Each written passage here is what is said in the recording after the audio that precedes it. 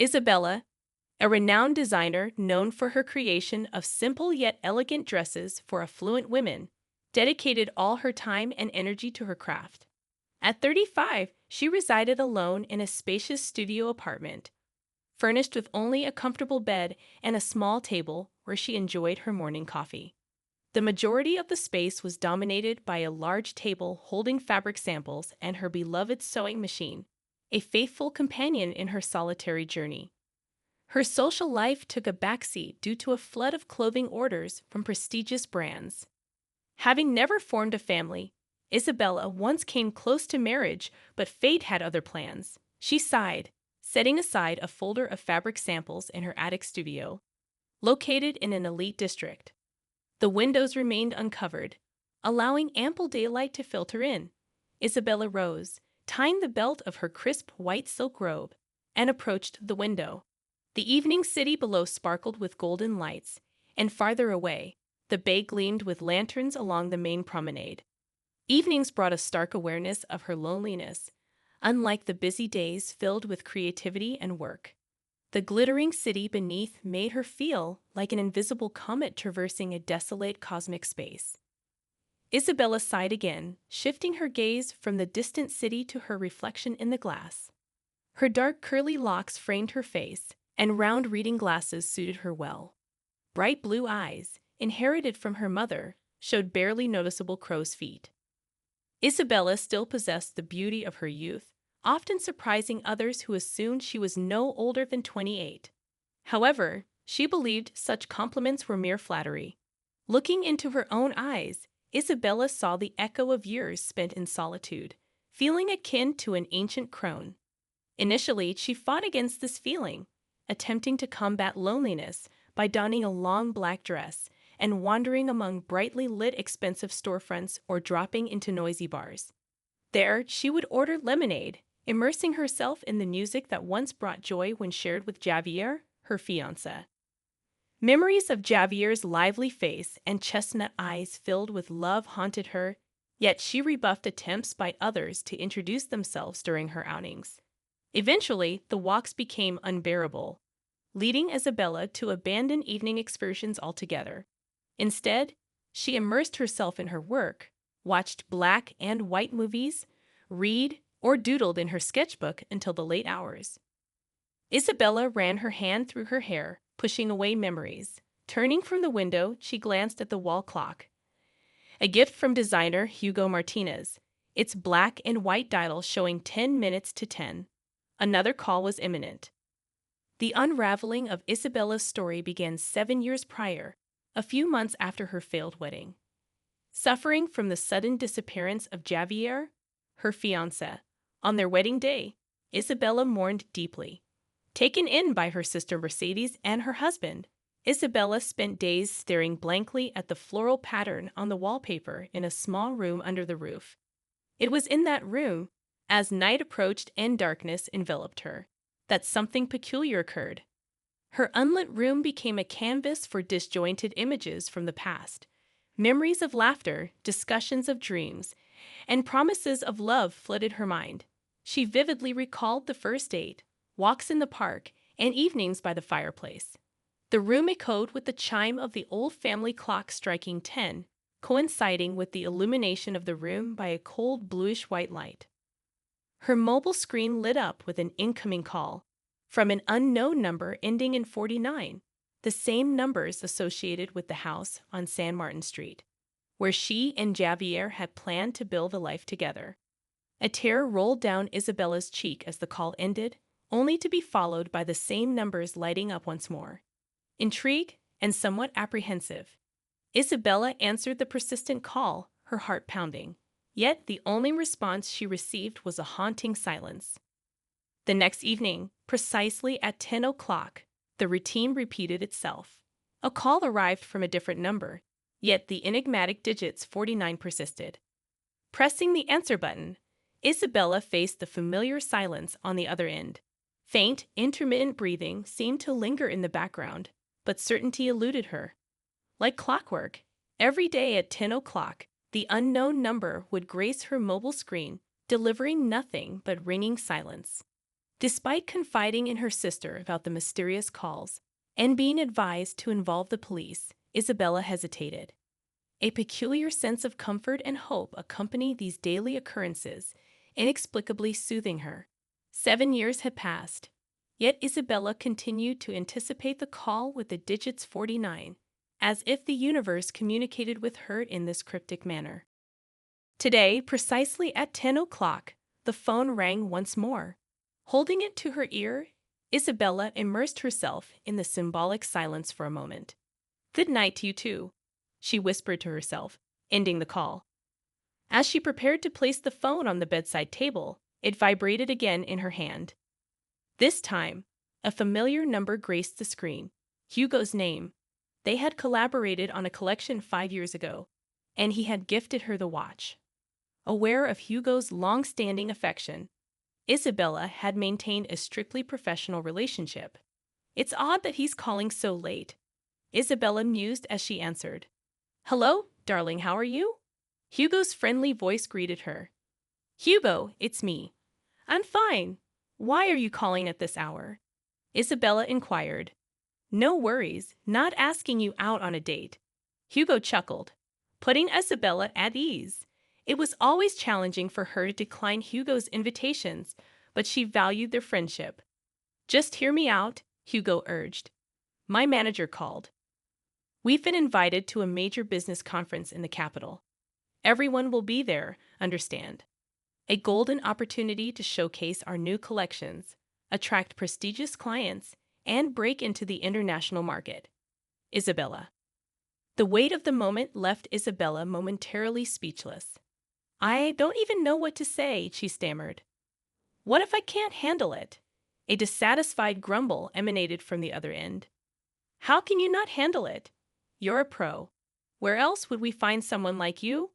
You'll ace the collection presentation. I have complete faith in you," Hugo reassured, eliciting a grateful smile from Isabella. Hugo always knew how to support her. "But how did you manage to arrange this?" she asked, curious. For Hugo Martinez, nothing is impossible, he chuckled, affirming his unwavering confidence. With wishes for a good night, Hugo hung up, leaving Isabella lying in bed, her mind buzzing with excitement. She had dreamed of European recognition for so long, but never did she expect Hugo to make it a reality. The subsequent weeks were a flurry of preparation. The collection, still in the sketch stage at the time of Hugo's call, demanded swift action, finding fabric samples, making purchases, and crafting the models. By early May, everything stood ready, with only the final polish needed for the presentation aimed at captivating wealthy compatriots and European businessmen. Hugo emailed the tickets, prompting Isabella to contemplate her attire for the conference. Opting for strict tones with a touch of boldness, she sought to make a memorable impression. Why not wear a hat? Hugo's suggestion resonated over the phone, instantly sparking an image in Isabella's mind. Isabella settled on a light-fitting trouser suit, strategically concealing a slightly protruding belly. Underneath, she wore a thin meshed turtleneck, and atop her head sat a huge pink hat, complemented by matching candy-colored shoes. Hugo gave his approval, dressed in a mint-colored shirt accentuating his bronze tan, light trousers, and the vest. "We definitely won't go unnoticed." Hugo chuckled over the phone, and Isabella concurred. Their hour-long flight had them seated apart. Hugo dozed off, while Isabella reviewed the presentation materials, her nervousness palpable with sweaty palms. Much hung in the balance, her future prospects, and the realization of a long-standing dream. The woman couldn't fathom the significance this business meeting would hold for her. The prior evening, precisely at 10 p.m., the mysterious call had come again. In a moment of unexpected spontaneity, Isabella had declared, "Tomorrow, my dream will come true." Silence lingered on the other end, yet Isabella sensed a silent sigh. Before landing, she managed a brief 10-minute nap, accompanied by a peculiar dream. Walking down the street in a pink hat under bright sunshine, she suddenly remembered the impending conference. In a rush to call Hugo, she realized her phone was missing. Panic set in as a hurricane wind snatched her hat away, leaving her in despair as darkness descended, accompanied by the tolling of a bell -10 strikes. Upon awakening, Isabella found herself still in the grip of the vivid dream. Javier, her ex-fiancé, rarely visited her dreams, and this time he appeared as a tangible presence. The unsettling feeling lingered as the plane descended. Upon landing, Hugo's concern was evident. "You look so pale, Belle. Did you have a rough flight?" he asked. "I'm fine, Hugo. It'll pass soon," she reassured.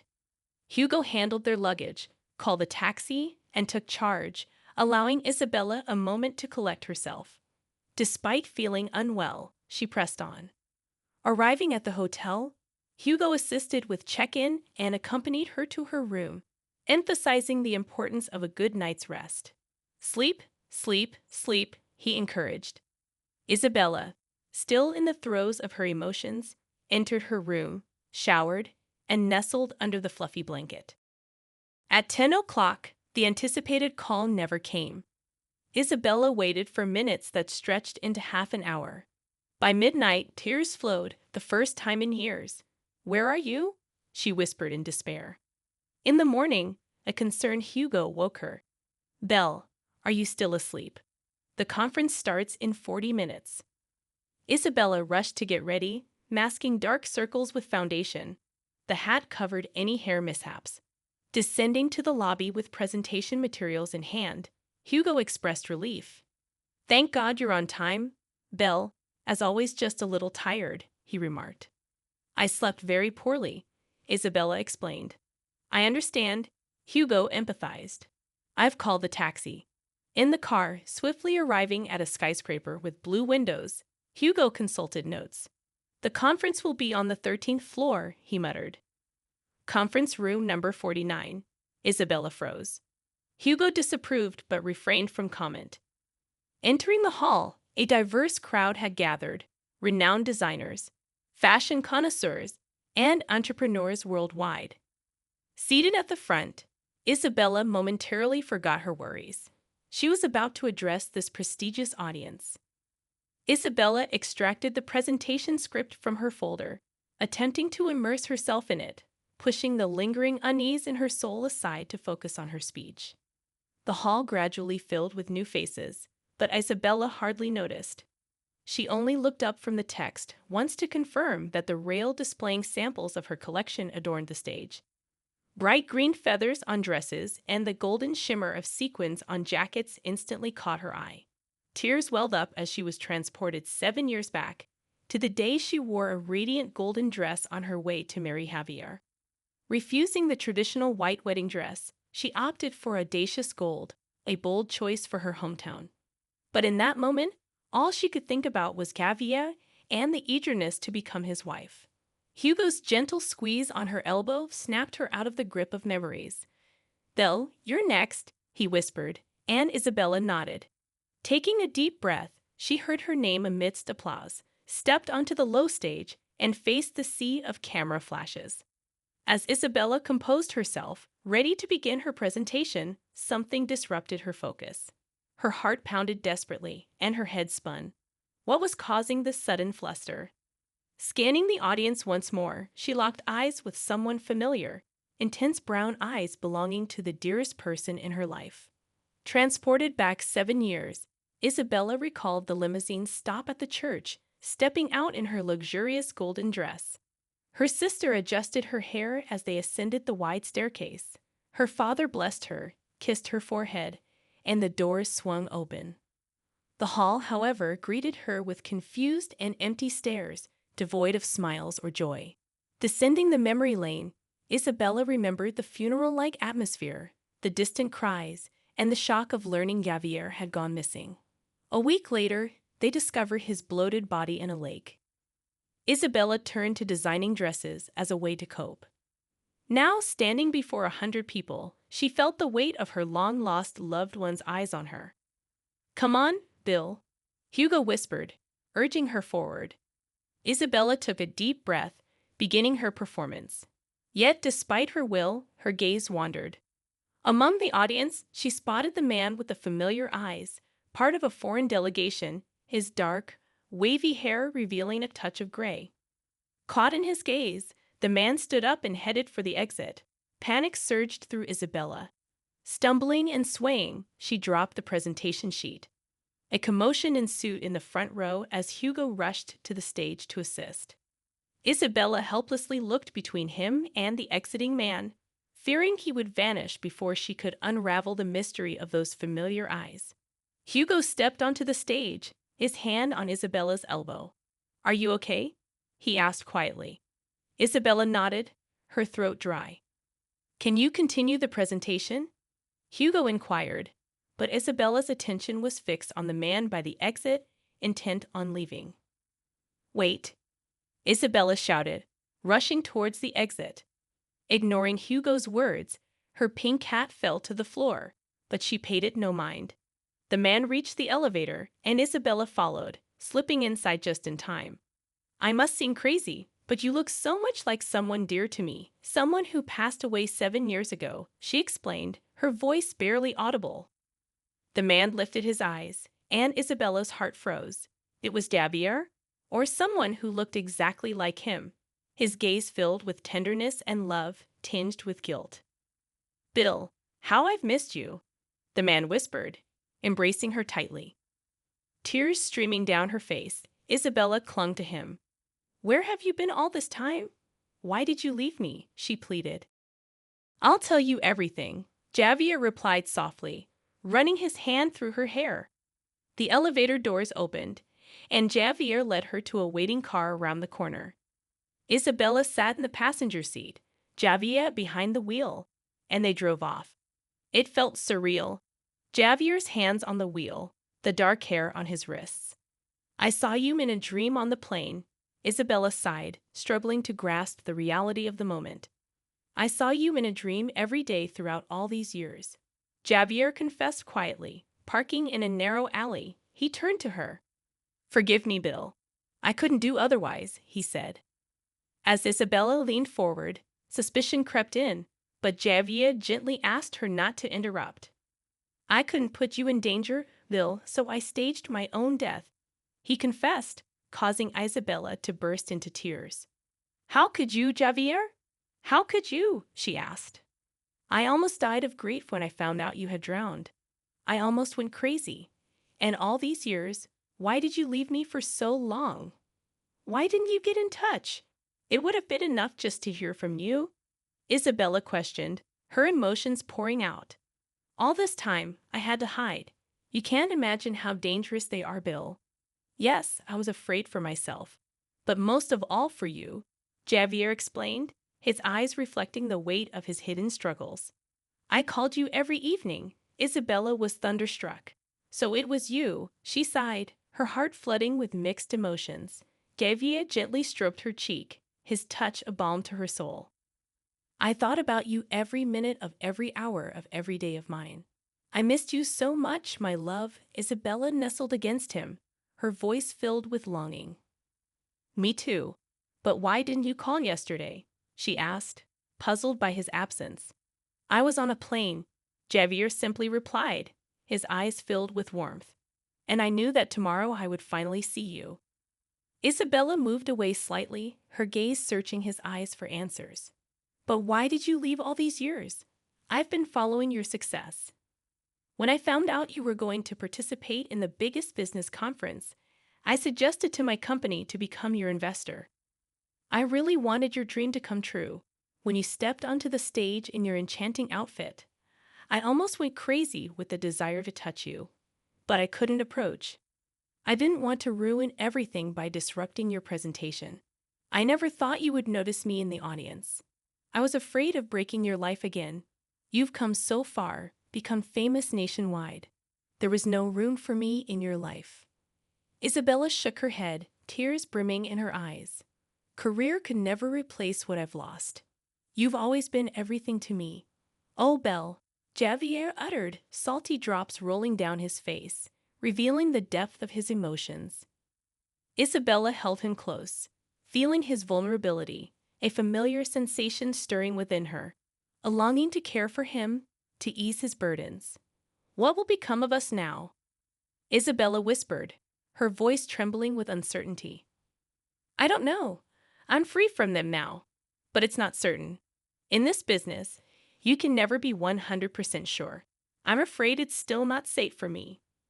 Isabella squeezed his hand, her heart heavy with worry. I don't care.